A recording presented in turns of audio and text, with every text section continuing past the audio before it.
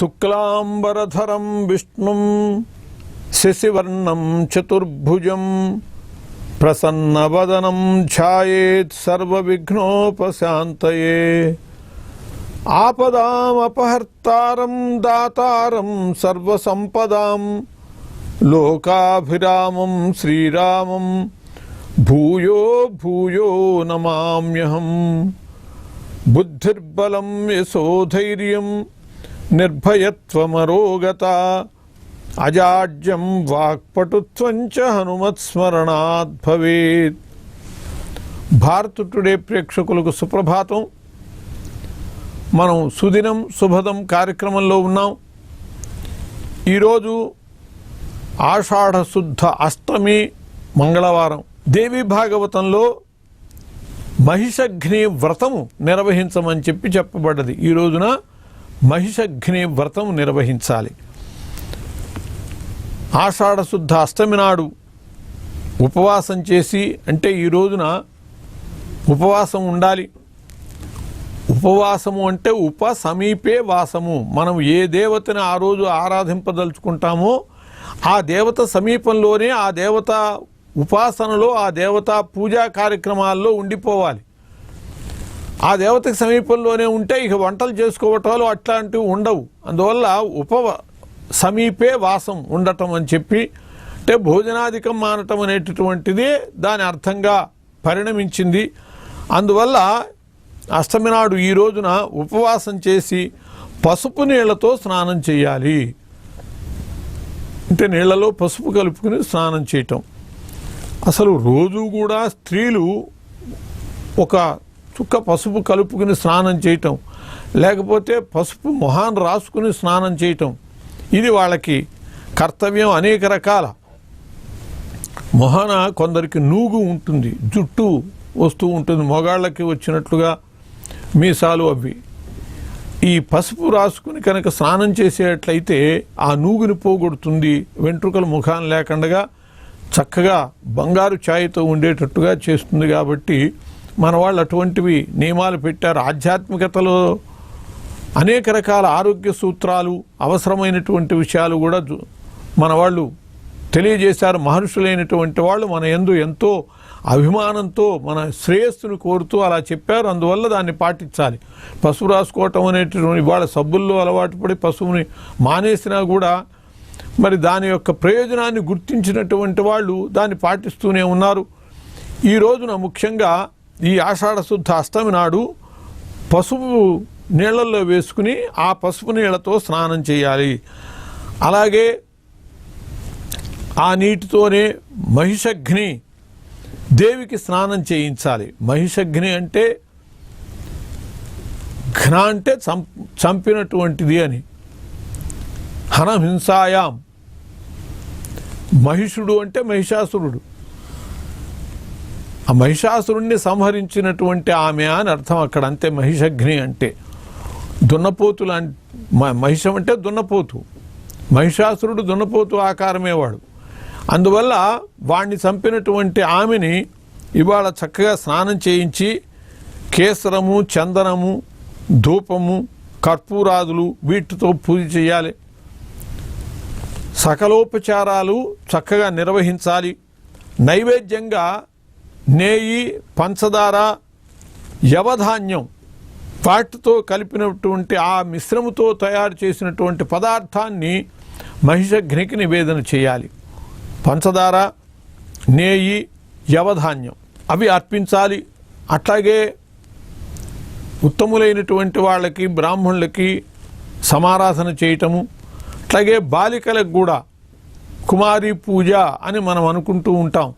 అట్లా బాలికలకు కూడా చక్కగా పూజ చేసి వాళ్ళకి భోజనం పెట్టడం అనేటటువంటిది ఈనాటి కర్తవ్యాల్లో ఉన్నటువంటిది. తరువాత ఈ పూజ చేసి నిర్వహించుకునేటటువంటి వాళ్ళు భోజనం చేయాలి. దాని వలన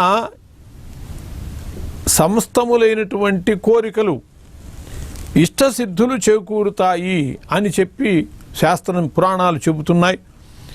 ఈ మహిషగ్ని వ్రతాన్ని ఈ రోజున అందుకోసం నిర్వహించాలి. మొత్తము ఆ వ్రతానికి సంబంధించినటువంటి కలాపం అంతా తెలిసినా తెలియకపోయినా కనీసం మహిషాసురమర్దనని ఈ రోజున పూజ చేయటం కూడా విశేషమే. అయిగిరి నందిని నందితమేదిని విశ్వ వినోదిని నందినుతే గిరివర వింఛ శిరోధి నివాసిని విష్ణు విలాసిని జిష్ణునుతే భగవతి హేసితి కంఠ కుటుంబిని భూరి కృతే జయ జయ హే మహిషాసురమర్దిని రమ్య కపర్దిని శైలసుతే అని చెప్పి ఆ శైలసుత, మహిషాసురమర్దిని అంటే అమ్మవారు, శైలసుతే అని చెప్పి సంబోధిస్తున్నాం.